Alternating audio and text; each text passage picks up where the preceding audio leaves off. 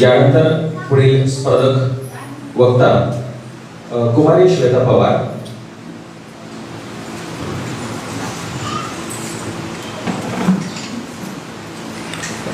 माझा बाप शेतकरी उभ्या जगाचा पोशिंदा, त्याच्या बाई दिलेला रात दिन कामधंदा. कष्ट सारे त्याच्या हाती, दुसऱ्याच्या हाती माप. तिथं राबवतो कष्ट तो माझा शेतकरी बाप, तिथं राबवतो कष्ट तो माझा शेतकरी बाप. बाप फोडता लाकड माय पेटवी ती चुला, पिठा महागड्या घामाची काय चव सांगू तुला. आम्ही कष्टातच खातो जग करी हापा हाप. तिथं राबवतो कष्ट तो माझा शेतकरी बाप, तिथं राबवतो कष्ट तो माझा शेतकरी बाप. अवघ्या जगाच्या पोषणाची जबाबदारी घेणाऱ्या शेतकऱ्याच्या जीवनातील दाहक वाचतो कवी इंद्रजित भालेराव यांनी अगदी समर्पक शब्दात वर्णन केलं आहे.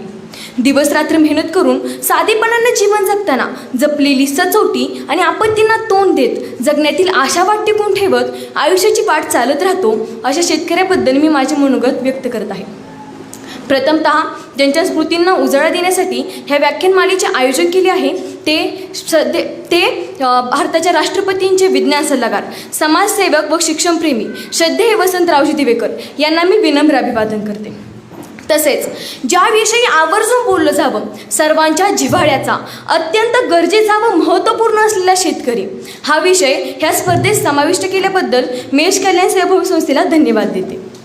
नमस्कार, माझे नाव श्वेता शिवाजी पवार, दिगंबरराव बागल माध्यमिक विद्यालय कुंभेची मी विद्यार्थिनी.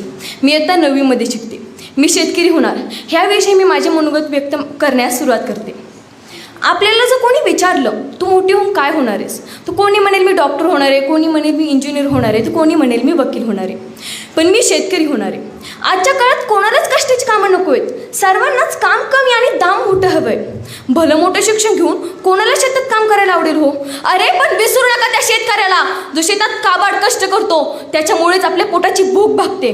मला सांगा, जर आपल्या पोटाची भूकच नाही भागली तर कसे होणार आपण डॉक्टर, कसे होणार इंजिनियर, कसे होणार वकील. पटतंय ना तुम्हाला माझं म्हणणं?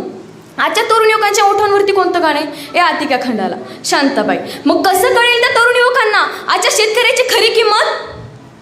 हिरव्या माळ्याचं स्वप्न उराशी बांधायचं आणि भरल्या डोळ्यांना आकाशाकडे बघायचं. निसर्गाच्या कोपानं हातभर झालेला शेतकरी काय म्हणतो हो? हे जिने असे आमुचे बैला वाणी राबावे, हे जिने असे आमचे बैला वाणी राबावे, लागत अभूक पोटाला मातीचे घास गिळावे, लागत अभूक पोटाला मातीचे घास गिळावे. कंठाला कोरड पडता अश्रूचे पाणी प्यावे, कंठाला कोरड पडता अश्रूचे पाणी प्यावे.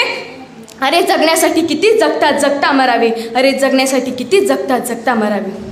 मित्रांनो, शेतकरी शेतात काबाड कष्ट करतो, स्वतः माल उत्पन्न करून तो उपाशीच राहतो ना.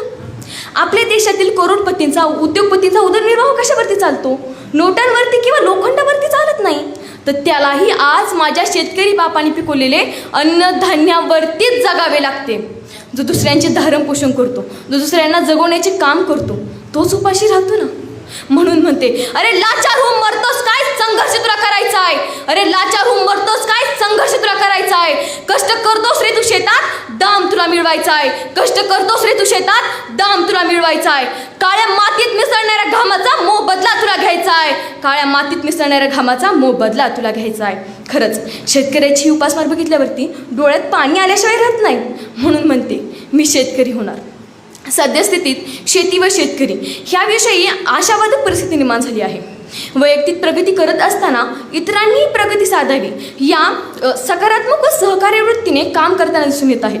याचेच उदाहरण द्यायचे झाले तर पारंपरिक पीक न घेता आवळा या पिकाचा अभ्यास करून त्यात प्रयोग करत राज्य शासनाचा शेतीचा पुरस्कार मिळवणारे करमाळा तालुक्यातील माननीय बाळासाहेब काळे आता कृषी विद्यापीठातून मार्गदर्शन करत आहेत. शेटफळ येथील हर्षलताई नाईक नवरे ही एक महिला उत्तम शेती करते, अन्य महिलांना मार्गदर्शन करते, एकत्रित येऊन यश मिळवते व जिल्हा पातळीवर पुरस्कार मिळवते. फार मूलाधार बनण्यासाठी अभिमानाने सांगते, मी शेतकरी होणार, मी शेतकरी होणार. जय जवान, जय किसान, जय विज्ञान. धन्यवाद. खूप सुंदर. पुढील